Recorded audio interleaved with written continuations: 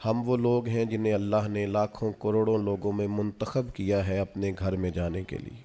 احساس تلے دبے ہوئے لوگ کہ یار میں ہی اس کے گھر جا رہا ہوں، اللہ نے مجھے ہی بلا لیا ہے، بہت بڑا احساس ہے اگر کسی کو نصیب ہو جائے۔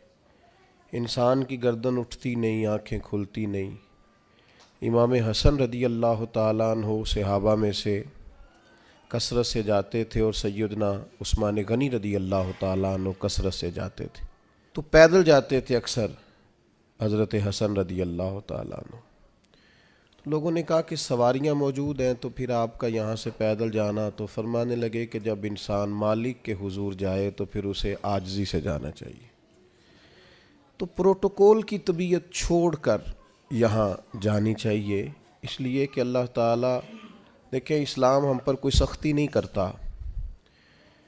سیدہ عائشہ صدیقہ رضی اللہ تعالیٰ عنہ فرماتی ہیں کہ دو چیزوں میں اگر نبی پاک علیہ السلام کو کبھی اختیار دیا جاتا تھا تو امت کے لیے جو آسان چیز ہوتی تھی اسے اختیار فرماتے تھے، مشکلات نہیں کرتے تھے۔ لیکن حج کے موقع پہ جس کو نہیں ہے عادت طامت باندھنے کی، اسے بھی باندھنی پڑے گی، سب کو ایک ہی جگہ رہنا پڑے گا۔ کیوں؟ اس لیے کہ امت مسلمہ کی وحدت قائم ہو، ایک بولی بولیں، ایک لباس میں ایک جگہ پہ اکٹھے ہوں، کہیں تو مسلمان سارے جمع ہو جائیں ایک چھتری تلے۔ تو سب سے پہلے تو جتنے ہمارے ذاتی پروٹوکول ہیں وہ ہمیں گھر چھوڑ کے جانے پڑیں گے۔ یقیناً لوگوں کے پاس پیسے بھی ہوں گے، عہدے بھی ہوں گے، لیکن اب بھئی آپ سارے ایک جیسے ہیں، اللہ کے مہمان ہیں۔ تو ایک بات تو یہ ضرور ذہن میں رکھنی چاہیے کہ ہمیں اپنے ذاتی پروٹوکول سسٹم کو یہاں ترک کر کے جانا ہے۔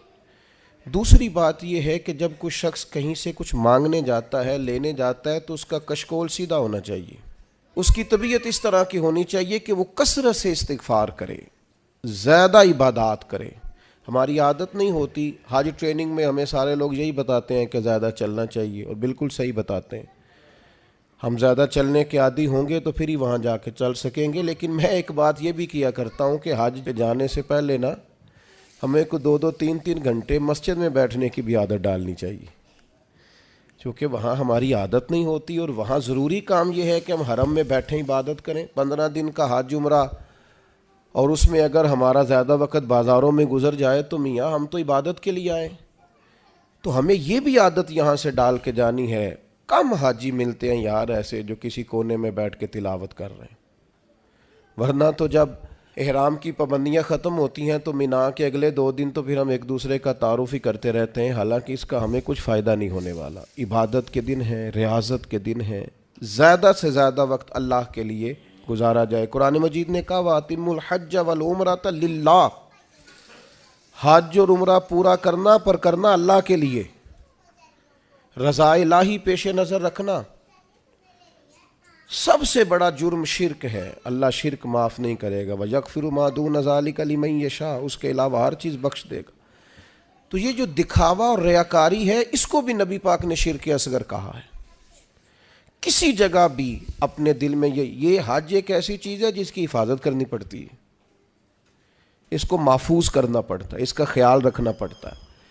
اگر اس کا خیال نہ رکھا جائے تو بڑی ساری محنت اور بڑا سارا پیسہ ضائع ہو جاتا ہے۔ تو عرض یہ کر رہا ہوں کہ ایک تو اپنا پروٹوکول سسٹم چھوڑ جائیں، آرام اپنا گھر چھوڑ کے جائیں، واپس آ کے آرام کیجئے گا۔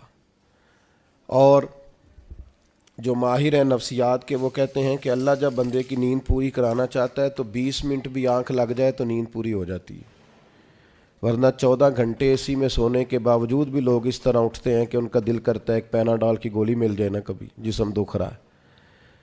تو نیند پوری کرنے نہیں وہاں جائیں، آپ آرام اور غصہ یہ 2 چیزیں گھر چھوڑ کے جائیں۔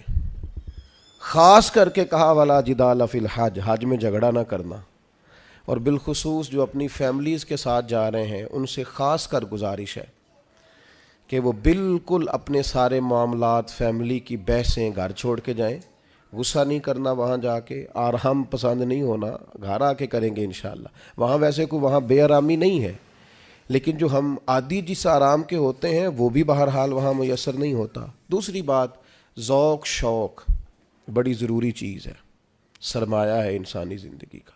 حضرت شیخ ابو بکر شبلی رحمۃ اللہ علیہ سے کسی نے کہا تھا میرا اپنی بیوی سے بڑا سخت اختلاف ہے، اور سال بھی بڑے گزر گئے ہیں، بچے بھی جوان ہیں، تو اب کوئی ایسی صورت بھی نہیں کہ علیحدگی ہو سکے تو کچھ بتائیں۔ تو فرمانے لگے کہ تو اصل میں نا اپنی گھر والی کی صرف منفی باتیں یاد رکھتا ہے، تو اس طرح کر، آج سارا دن تلاش کر اس میں خوبیاں کیا ہیں، اللہ تیرے دین کو تازہ کر دے گا، تیرا اسے چھوڑنے کو جی نہیں چاہے گا۔ اپنے آپ کو تازہ رکھنے کے لیے ہمیشہ مثبت چیزیں پیش نظر رکھنی چاہیے۔ میں بھی اللہ کی توفیق سے حاضر ہوا ہوں، آپ بھی جا رہے ہیں، کئی آپ میں سے 2 دفعہ بھی جا رہے ہوں گے، وہاں جس کو اللہ نے بلایا ہے نا، خدا کی رحمت ہوئی ہے تو گیا ہے۔ اگر ہمیں کچھ پتہ ہے تو ہم وہاں لوگوں کی غلطیاں نکالنے نہیں گئے، اپنی معافی لینے گئے۔ اس لیے مثبت باتیں ذہن میں رکھ کے جائیں۔ اور تیسری گزارش آپ سے یہ ہے کہ نبی کریم علیہ السلام نے فرمایا جلد بازی شیطان کی طرف سے اور بردباری رحمان کی طرف سے۔ ہم حج کرنے گئے، ہمیں کوئی کام نہیں ہے، کس بات کی جلدی ہے؟ آپ اطمینان سے اپنے سارے حج کے ارکان کو ادا کریں، اطمینان سے آپ عرفات میں دعائیں مانگیں، کچھ بھی نہیں ہوگا، آپ کو معذور لوگ پیدل چلتے نظر آئیں گے وہاں۔ اطمینان سے آپ اپنے اس طرح کا اطمینان نہ کریں کہ قافلے سے بچھڑ جائیں اور آپ کو ڈھونڈا جائے، لیکن یہ کہ جلد بازی نہیں، کچھ بھی نہیں ہونے لگا۔ طواف زیارت کا ٹائم 12 ذی الحج تک ہے، آپ 12 تک وہی ہیں، آپ سکون سے اطمینان سے لوگوں کو لے کے چلیں گے، آپ کو اس میں فائدہ نظر آئے گا۔ چوتھی گزارش یہ ہے کہ اسلام مذہب کیا ہے؟ حضرت تمیم داری رضی اللہ تعالیٰ عنہ نے نبی پاک علیہ السلام سے پوچھا کہ دین کیا ہے؟ تو فرمایا دین النصیحہ، میرا سارا دین کسی کا بھلا کرنے کا نام ہے، سارا دین خیر خواہی ہے۔ وہاں ایک دوسرے کو سپورٹ کرنا بڑا ضروری ہے، ایک دوسرے کو لے کے چلنا بڑا ضروری ہے۔ کچھ لوگ آپ کو بوڑھے ملیں گے، کچھ بیمار ملیں گے، کمزور ملیں گے، ان لوگوں کا خیال کرنا بڑا ضروری ہے، اس بات کا خاص کر لحاظ رکھیں۔ 5ویں گزارش حج پہ جانے والوں کی خدمت میں یہ ہے کہ آپ رب کریم کے مہمان ہیں، اللہ نے آپ کو چنا ہے، اپنے وطن کے لیے دعائیں مانگیں، امت مسلمہ کے لیے دعائیں مانگیں۔ ہمارے دل ایک دوسرے سے دور ہو گئے، ہر محکمہ ہر ادارہ ایک دوسرے کے بارے میں نفرت انگیزی کرتا ہے۔ اللہ کے حضور حاضر ہوں تو وہاں سے خیر طلب کریں کہ مالک ہم سارے آپس میں ہیں، ہمارے دلوں کو جوڑ دے، کچھ ایسا کر دے کہ امت میں وحدت پیدا ہو۔ عالم اسلام جو جگہ جگہ ٹوٹا ہوا ہے، جس طرح آج جوڑ دیا ہے، سب کو جوڑ دے۔ الترغیب والترہیب میں حدیث ہے، عرفات کا دن ہے، کروڑوں پتو شخص ہے، اربوں روپیہ اس کے پاس ہے، نوکر چاکر ہیں، لیکن وہ زمین پہ بیٹھا ہے، بالوں میں ریت پڑ گئی ہے۔ رسول اللہ صلی اللہ علیہ وسلم نے فرمایا رب فرشتوں سے پوچھتا ہے، حالانکہ اللہ جانتا ہے، پوچھتا ہے یہ لوگ کدھر آئے ہیں سارے؟ بڑے بڑے امیر، بڑے بڑے پڑھے لکھے، بڑے بڑے، کدھر آئے ہیں سارے؟ تو فرشتے عرض کرتے ہیں مالک یہ تجھے راضی کرنے آئے ہیں۔ تو اللہ فرماتا پھر گواہ ہو جاؤ، میں نے سب کی بخشش کر دی، میں نے ان کو معاف کر دیا، ان کے لیے جنت کا فیصلہ کیا ہے۔ دوستو بڑی بڑی بات ہے، یعنی شارحین حدیث کہتے ہیں یہ بڑی بات نہیں، یہ بہت بڑی بات نہیں کہ رب کی بارگاہ میں ہمارا خالی ذکر ہی ہو جائے، وہاں تذکرہ ہی صرف ہو جائے، یہی بہت بڑا نہیں۔ تو بہت ذوق سے، بہت شوق سے جائیں، تو اطمینان کے ساتھ آپ سارے ارکان ادا کریں۔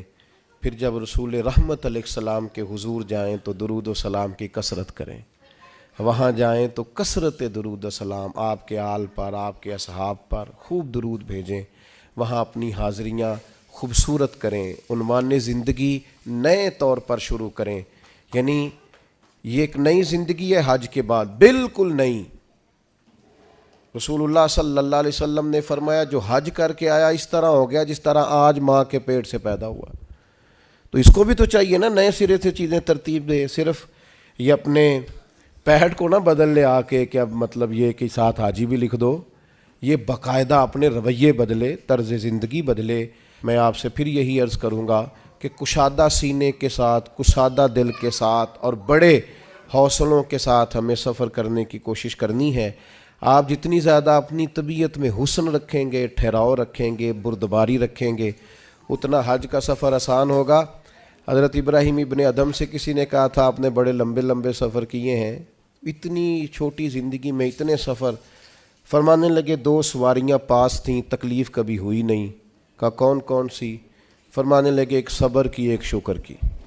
یہ 2 سواریاں ساتھ تھیں، لہٰذا کبھی آزمائش نہیں دیکھی۔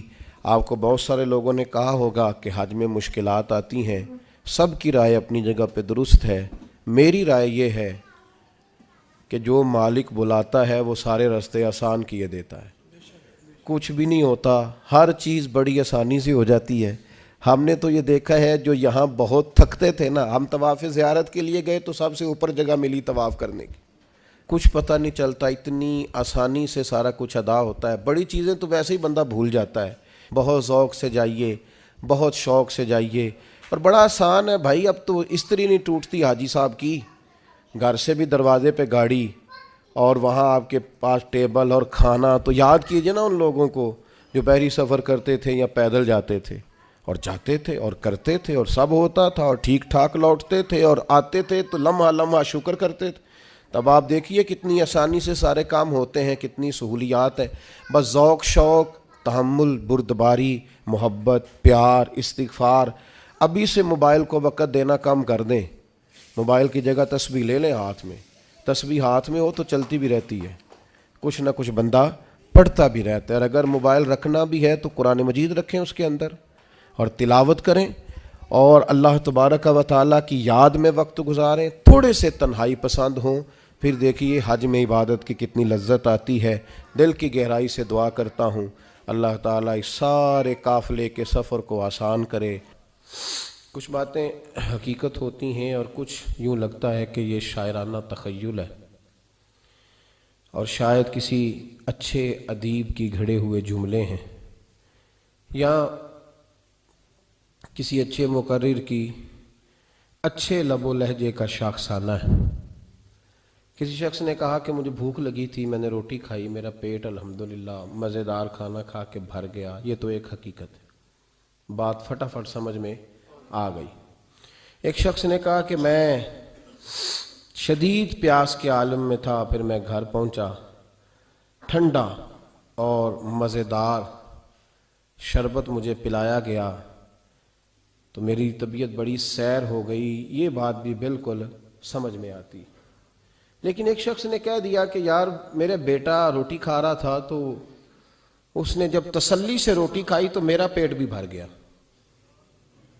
اب یہ بات تھوڑی ٹھہر کے سمجھ میں آتی ہے، یہ فٹافٹ سمجھ میں، لوگ کہتے ہیں تو شاعری ہے، یہ تو تخیل ہے، یہ تو آپ نے ادیبانہ جملہ بولا ہے۔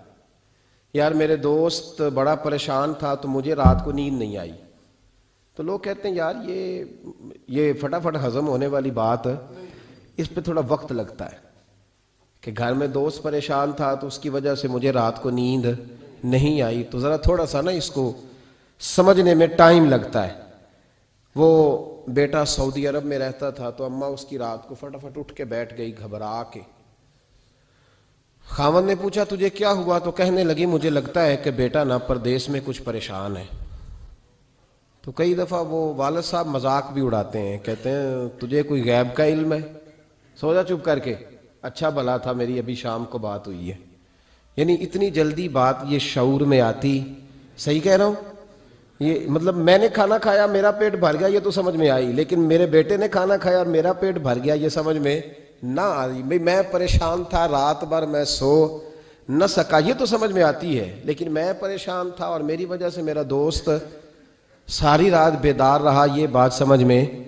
یہ لوگ اس کو شاعرانہ بات سمجھتے تھے، لیکن میرے رب کریم نے اس بات کو قرآن پاک میں بیان فرما دیا۔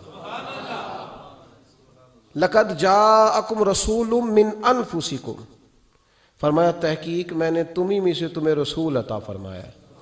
عزیزٌ علیہ ما عنتم، ذرا آیت کا لطف لیجئے گا، مزہ لیجئے گا۔ فرمایا تم اگر مشکل میں پڑو نا تو یہ بات میرے نبی کو تکلیف دیتی ہے۔ امت اگر پریشان ہو تو حضور پر گراں گزرتا ہے، حضور پریشان ہوتے ہیں، نبی پاک کو تکلیف ہوتی ہے اگر امت آزمائش میں ہو. عزیز علیہ ما عنتم، میں نے کہا کہ یہ بات اتنی جلدی ہضم ہونے والی نہیں تھی، پر رب کریم نے جب قرآن میں بیان کر دیا، جب اللہ نے اسے اپنے محبوب کی شان میں نعت بنا کے نازل کر دیا کہ میرے محبوب کے غلاموں تم اگر کبھی آزمائش میں ہو تو میرے رسول پر یہ بات بوجھ بن جاتی، اور فرمایا حریص علیکم، وہ تمہاری بھلائی چاہنے میں جلدی کرتے ہیں، جلدی کرتے. وبالمؤمنین رؤوف الرحیم، مومنوں پہ رؤوف بھی ہیں اور رحیم. اللہ بھی رؤوف ہے نا، اللہ بھی رحیم ہے، نبی پاک بھی رؤوف ہیں اور رحیم. اللہ ہی کہہ رہا ہے حضور کو بالمؤمنین رؤوف. یہ سورہ توبہ کی آیت نمبر 128 ہے، مطالعہ کر لیجئے گا. اللہ نے نبی پاک کو کہا وبالمؤمنین رؤوف الرحیم، مومنوں پہ رؤوف بھی ہیں اور عقیدہ شرط ہے دین میں. اعمال جتنے مرضی بندہ اچھے کر لے، عقیدہ اچھا نہ ہو تو اعمال فائدہ نہیں دیتے. عقیدہ شرط ہے. کہتے ہیں جو لفظ اللہ کے لیے کہا اگر نبی پاک کے لیے کہا تو مشرک ہو جائیں گے، تو اللہ نے خود نبی پاک کو رؤوف الرحیم کہا. ایمان ہوا کہ شرک ہوا؟ فٹافٹ لوگوں نے شرک کفر بڑا سستا سمجھ لیا ہے. کہتے ہیں جی اگر اللہ کو غیب ہے اور حضور کے لیے بھی لفظ بولا تو مشرک ہو جائیں گے. ہاں کچھ لفظ ایسے ہیں جو صرف اللہ کے لیے، کسی اور کے لیے بولنا درست. لفظ اللہ یہ صرف اللہ، لفظ رحمان یہ صرف، کبھی کسی سے آپ نے سنا ہے اس نے نبی پاک کو رحمان کہا ہو؟ رحمان صرف اللہ. تو جو لفظ خالصتاً مالک کے لیے ہیں وہ مخلوق کے لیے بولنا درست. اور اگر اللہ خود کہے اپنے نبی کو رؤوف الرحیم، دیکھیں نا اللہ سنتا ہے نا، تو آپ اللہ معاف کرے نہیں سنتا. بہت سارے دوست چوپ رہے ہیں، شاید نہیں سنتا. مجھے کسی شخص نے پوچھا جی اللہ سنتا ہے؟ جی میں نے کہا سنتا ہے. تو اس نے کہا آپ سنتے ہیں؟ تو کیا کہوں اسے؟ بہ رہا ہوں میں، حالانکہ مجھے سنتا ہے. تو شرک ہو گیا، کفر ہو گیا. بھئی اللہ سنتا ہے، سنتا ہے. تو اس نے کہا جناب سیٹھ صاحب، استاد جی، سر جی، پروفیسر صاحب، ٹیچر صاحب، علامہ صاحب، مفتی صاحب، قاری صاحب، والد صاحب، آپ بھی سنتے ہیں؟ کبھی سنتا ہوں. اب بھی تو کہہ نہیں سکتا کہ میں نہیں سنتا. بس ایک فرق ہے، وہ یاد رکھے کہ جس طرح اللہ سنتا ہے اس طرح بندہ نہیں سن سکتا، چونکہ اللہ کی جو سماعت ہے وہ ذاتی ہے. بندہ اتنی دیر تک نہیں سنتا جب تک اللہ اسے کان نہ عطا کرے.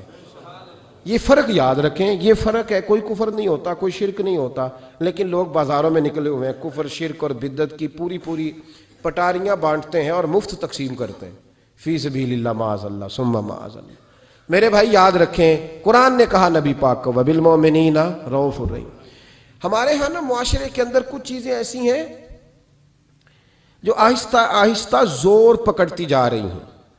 ان میں سے ایک چیز ہے خود غرضی، خود پسندی، اپنی ذات اور اپنی سوچ کے دائرے میں بند رہنا.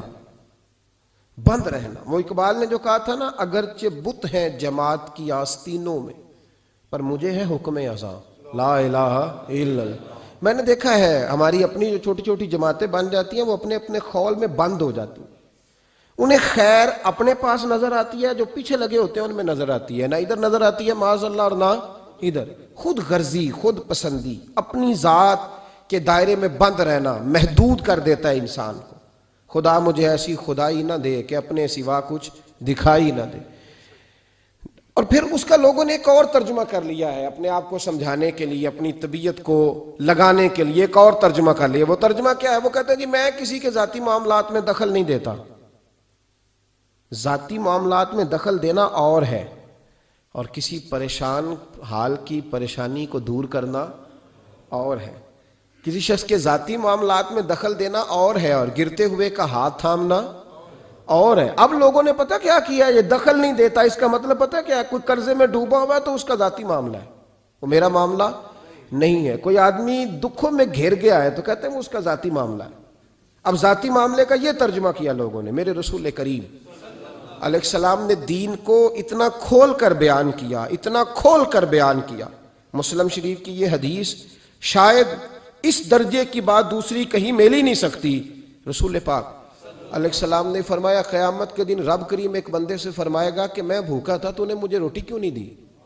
اللہ فرمائے گا میں پیاسا تھا تو نے پانی نہیں پلایا، میں بیمار تھا تو تیمارداری کرنے نہیں آیا۔